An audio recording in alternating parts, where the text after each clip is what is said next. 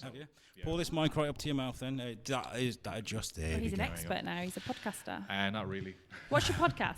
Sorry, before we get into it, I'm already like, what's your podcast? Because you can hear my voice in it. It's called Tape Deck. Tape Deck? Yeah, so I've just started it, but it basically is just me talking to other creative people, just like have a little chat. Oh, awesome. That sounds cool. I'm gonna look it up, Tape Deck. Yeah. Because we're always looking to with my other show, always look to collab with other podcasts and stuff. Sure. So we're massive geeks, so this will be great.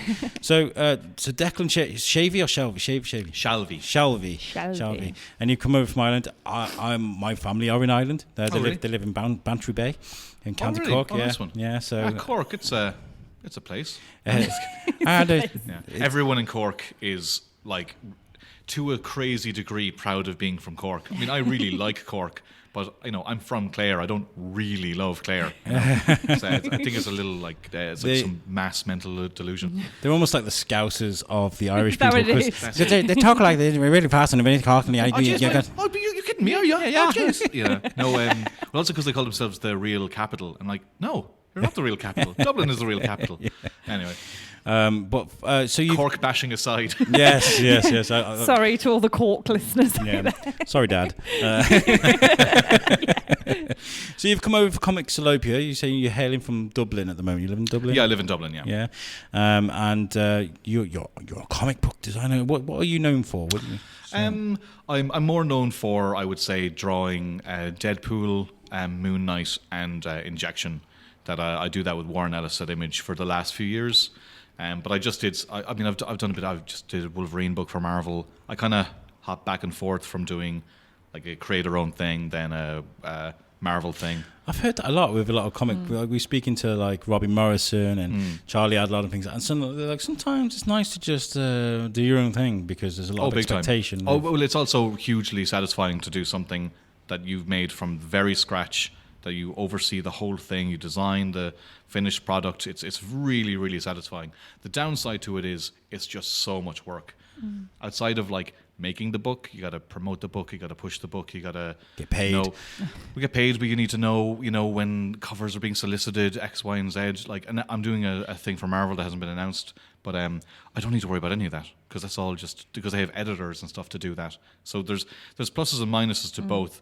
I feel quite fortunate I actually get to do both because some people are only ever considered, work for hire, or are only considered creator owned, and I think to be stuck in one box can be really tough, But we were just talking as well about the pressures that if you're working on something that people already know and love, and you want to maybe do like you want to modernize things or put your own spin on things, sure. And you can upset. And we were using the new Sonic the Hedgehog movie as an example, which has been a renowned success. Yeah, clearly. That's such a pressure. Like, how does that feel when you go into something that's so loved? And I don't care. Okay. Well, I mean, yes and no. I got to do Batman a few years ago, and that's the one time I kind of choked because I've drawn Batman loads of times, for fun, and I was actually getting to do a Batman book, and I realized all my favorite artists have drawn the most amazing Batman. What the hell am I doing? What's you still want to be respectful to Batman, don't you? Sure, as well? Sure. But I mean, I think as long as you're respectful to the core of the character, like, I mean, I think some people want to draw all the gadgets, whereas I'm like, I think he should be a silhouette most of the time. Yeah. And that was actually tough when I was working on it because the temptation is to like draw all the cool stuff, but I'm like, but Batman should be... He's a ninja. He should be a presence, not, quote-unquote superhero. But that's my approach. Other people have different approaches. And, I mean, I always remember when Greg Capullo first picked up the mantle, and they were like... Because Greg Capullo is an artist for Spawn, and Spawn had this huge red cape that would swirl around buildings, and people were like, oh, great, Batman's going to have a 40-yard cape, and it's going to look so... But he actually did an amazing job. He's actually doing a... Well, I mean, he did draw a cape that was longer than a real cape, but look, it's not film. It's his interpretation. It's not photography, it's illustration, and some things, you'll draw an arm a little bit longer than what it should be because you're trying to exaggerate something. You'll draw heads a little bit bigger depending on what it is. I think it's a downside to like a lot of quote realistic artwork is people expect things to be quote realistic. But even realistic artwork, I keep doing air quotes, so I'm just going to stop doing that. Nobody can see you, by the way. This is I just know, your voice. I know. That's why. When you do air quotes, though, you can kind of tell. Yeah, you're right. Yeah, the wind moves a certain way. But I think that what was my point there? Even supposedly realistic artwork is cartoons, like it's a drawing. Yeah. And it would be very, very boring if like Batman comics all looked like cosplay. You know? And that's what I love about Batman is like there's so many different variations, different versions of him. Yeah, you want to see someone like I like it when an artist comes on a book, and I think I remember when Trad Moore was doing Ghost Rider, or heard the announcement. I was like, because I don't know if you know Trad Moore's work, but it's really bold and expressive and uses lots of shapes and design. I remember going like, I have no idea what that's going to look like. I can't wait to see what it actually looks like, and that to me is exciting. I think a friend of mine once told me a story about not a story, but he had an analogy. Was it's like hearing Green Day do Hotel California. You already know that sounds like. You haven't heard it; it doesn't exist. But just by saying that, you know what it sounds like, and that to me isn't exciting. I'd prefer, I don't know. Who's in a band anymore, but You'd like a different spin on things, like yeah, like I don't know, Janelle Monáe. She's a thing, or like a huge pop star now. I mean, that would probably, or Saint Vincent probably would be a good example. That's somebody who like is experimental. Seeing her do that, I don't know what that sounds like. That's stuff that's more interesting to me rather than knowing exactly what it's going to be. But I think some fans do, like they want to see exactly what they expect to see. Yeah. But then, if that's all they see for years, they'll stop reading the book and they'll go, it's not good anymore. I'm like, no, or they don't like it to start with, and then they realise they love it, and then they sort of forget that, well, when it changed that time, you got used to it, and you love it, and now you're passionate, and you're like, we shouldn't change it. There was a time when Todd McFarlane, like everybody, because he looked nothing like Romita Jr. or whatever, like it was like, oh, what the hell is this? And then how many people got into Spider-Man because of Todd McFarlane, you know? Yeah. Todd McFarlane. I love that guy. I'd love to interview that guy. He's wacky, isn't he? Have you met Todd McFarlane? I have, yeah. I met him once because I do a book at Image, and I was signing at the Image booth.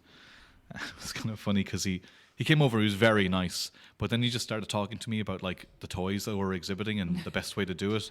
And I'm like, I'm Declan. It sounded to me like he was trying to like, give me like some advice, or like not that I needed advice about how to display my toy company, but so it felt like he was like being a really nice guy, but also was on another level, and there was a girl next to him who I thought was in the queue for a sketch, and then when he left, she's like, oh, here's his card if you want, because I think we took a photo or something, and she's like, oh, here's a card if you want that photo. She was his like agent, or she was his helper or something, and even that I was just laughing. I'm like, is that like a rock star moment? Yeah, so you're cool. like those guys actually are rock stars, I'm like, I couldn't imagine, like, coming from where I come from, all I can do is just laugh at that. Like, that's just mad. And that's a fine quality to have, because like you want, there's one thing like about you want rock stars to be rock stars. How boring would life be if you didn't have wacky actresses or wacky pop stars or whatever. But do you think people that are fans of your work are looking at you like that, like this weekend? Well, are you their rock star? I do yell at people, do not look at me in the eye. Oh, sorry. Don't step on my shadow. He clawed my face for that. Yeah, it was me. No. I mean, I don't know. It is weird. Like I've come to UK shows for years and years when I was starting out doing like small press stuff. And now, like, I'm doing, working with, like, heroes of mine. Warren was a hero of mine when I was a kid. I did Punisher covers for Steve Dillon, and he was a hero of mine. Like, it's so. And even talking to other creators here who are creators that I was like, I would go to Bristol shows years ago. I'd see them and I'd be like, oh wow, this is amazing. And now I just talk to them casually. That's kind of where it kind of hits me sometimes. I'm like, oh wait, I was on the outside looking in, and I have to remind. I'm like, oh, actually, I'm on the inside now. But I have been for a while. But I don't know. It's weird. You don't. It's nice to come to these things because it when you're on your own, just drawing all day long, this stuff. You've no idea. You have no idea Few who's people even have reading said that, yourself. haven't they, today? Yeah. They're like, I go home and I feel like I'm in a box, and But then I it's- go out and I'm like, people. It is an isolating. It can be an isolating experience, which is Yeah. why I like doing shows, because it is it's an excuse to actually talk to people who are reading your stuff. And when you see like, Direct response, isn't it? You know, yeah, it's somebody perfect. came up and I signed a copy of Injection for him earlier. He's just so happy, you know. I'm like, that's great. That was just so nice, you know. Yeah. It must be such a good feeling to be able to bring joy to the people. Yeah, but you don't want to be too aware of it either, because then you start becoming a. Then you become Yeah. Todd McFarlane.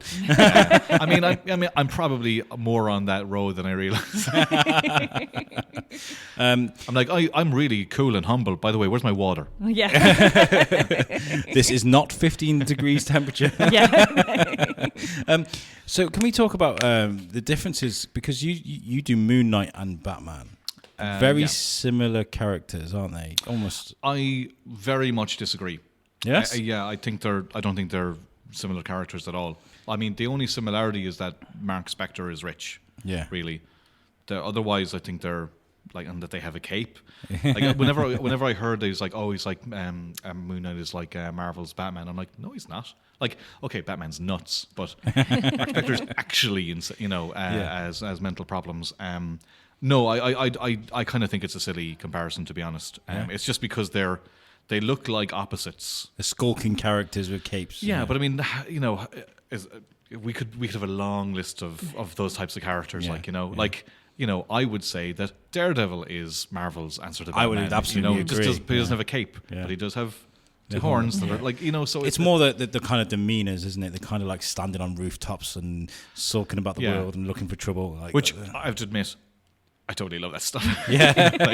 I mean, I think it's more a direct comparison because of like the effect that Frank Miller had on both Batman and Yes. Daredevil. I Genius. don't think he ever worked on Moon Knight, did he? Don't I'm think so. not sure. I'm not. But I think that would be a more apt comparison than Moon Knight, absolutely. because there's also weird stuff when we did Moon Knight. You don't need to know anything about Moon Knight to read the run that I did with Warren. Every issue is a standalone, so you don't even need to read issue 1. You could read issue 3 and then issue 5, and they both work as standalone stories. And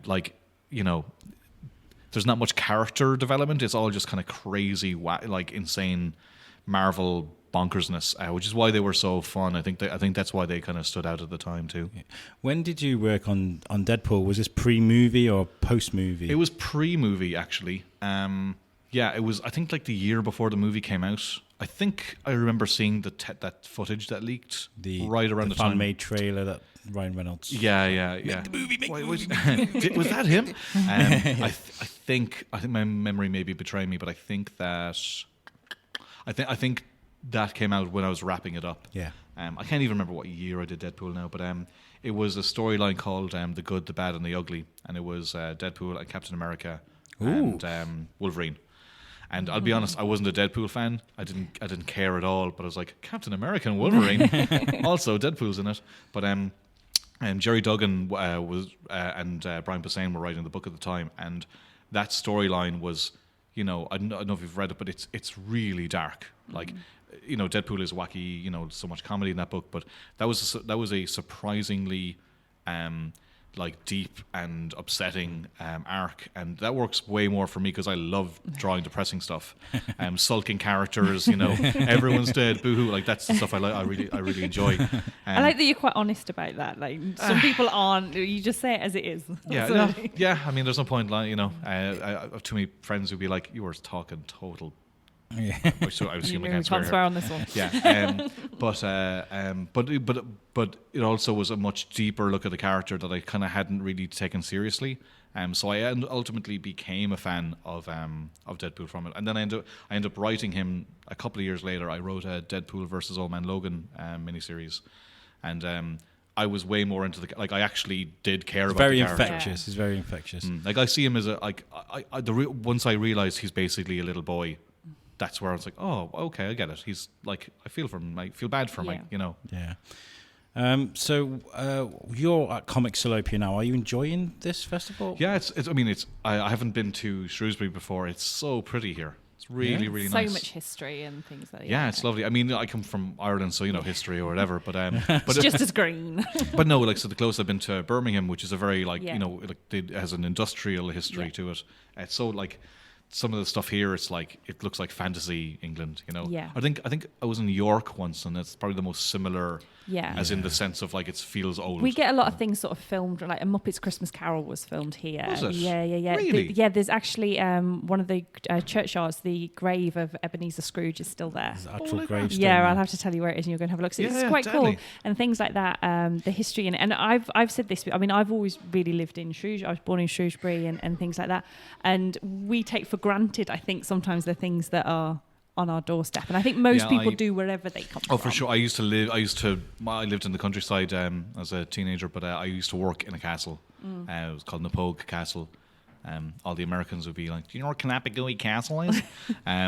But I would be like, "Oh, whatever, it's just a castle." But then when I spent time in America, and I see how much they value their limited history, like whether 300 years, or whatever. But they're so into like this house is 100 years old. I'm like, my toilet's 100 years old. But when I came home, I really started to appreciate like how old Ireland is. Like the stones outside the walls by my house literally were rocks on top of other rocks. When you grow up with that stuff, it just you don't think about it how old it is. Well, it's like I live around the corner from Dana Prison. And we've just been there. That's where they were doing like the Judge Dredd right, there. yeah. And it's incredible to actually go there. And like I went in, and it was such a strange feeling. They're like, "Yeah, we're doing this. This is where they used to hang the prisoners, and they used to do all of it." And I'm like, I live around the corner from here. This feels really strange. I was walking up the street, and someone told me it's where the last Welsh king was murdered or killed. And it's just this like cross and a statue. I'm like, somebody died there. Yeah. But I don't know. I mean, I have a huge appreciation for that now, whereas I didn't before. I think it comes with coming older as well. I think that like not to age us all too much, but I think don't when know, you're younger, you don't appreciate all of us things. teenagers. You mean? Totally. I'm the oldest of all the podcasts, so I'm not that happy. Not by far. And I definitely look the oldest. It's like Fish Street in Shrewsbury, right? Yeah.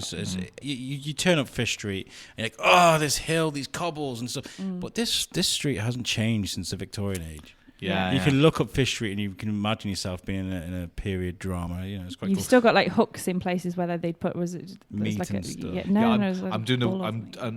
I'm weirdly fascinated these days. A lot of people, because of things like Twitter, will be posting like old photos of Dublin or old footage of Dublin from like the 1900s, not the 1900s, but like 1950s, I think. And it's colorized, and like you're like, that's a Con Street, like that's it looks like another world. You're trying to like imagine, like the place because I've walked it a million times, and you can just see how much things have changed. Where do you think anyone needs to see? As I say, I'm going to Dublin next week. I've never been to Dublin. Oh, really? What's the main place I need to see? I would say and what's a good bar?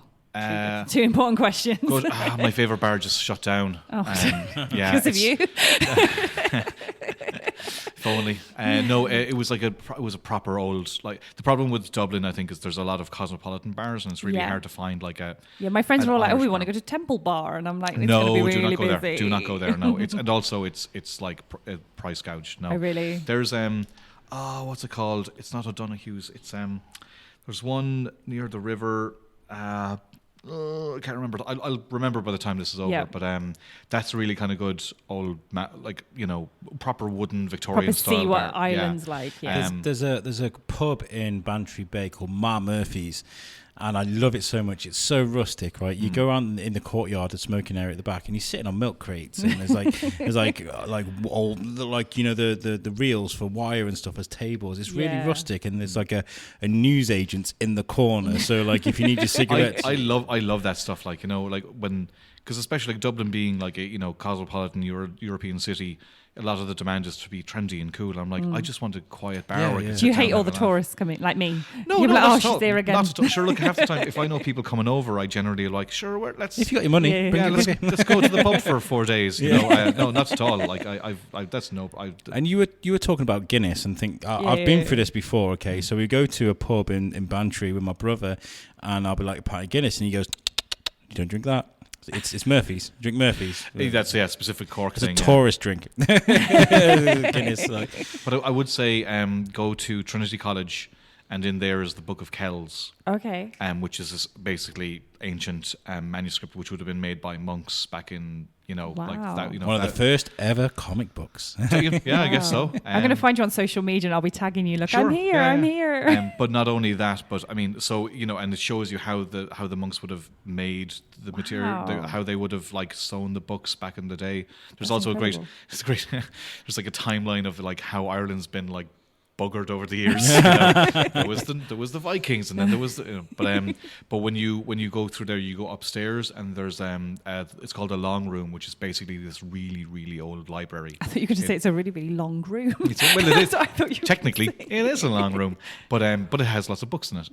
But it's, if you like Harry Potter, like I think it's what they based the library off. It's Wow. literally like like little heads. To be a sculpture of Darwin or whatever, and there's all these old books. It's just a beautiful room. Wow. I mean, I don't think it's hugely expensive, but like You have a I statue would. of Darwin and you're in Shrewsbury, Well, yeah, And I he know. is Yeah, our I king, didn't. Yeah, you know. someone. Yeah, I didn't realize that. Someone told me earlier. It's like, oh, that's the church where he was. I was going to add, Yeah, he's...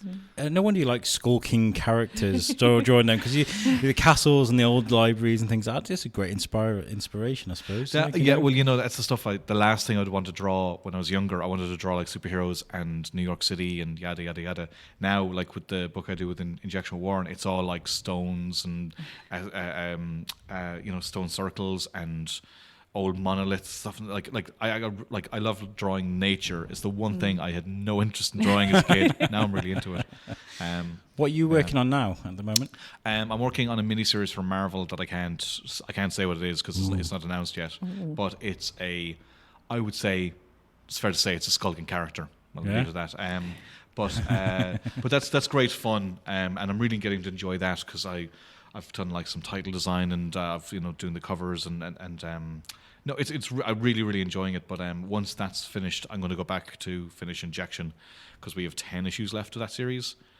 We've collected the first 3 books into a hardcover deluxe book. So I've always wanted that, so I finally have it. Oh yes. But yeah, there's 10 more issues that to do. So like that's the next year and a half of my life there. Oh, And when will we be able to find out about the Marvel? I don't know. It was weird. Normally, there's the books I'm working on are announced at the time, Yeah. but it's actually kind of nice because there's a little bit less pressure. I could just concentrate on like making it really nice. Yeah. But I'm also doing so many covers. Like I do lots. I think I did 3 Marvel covers last week. Okay.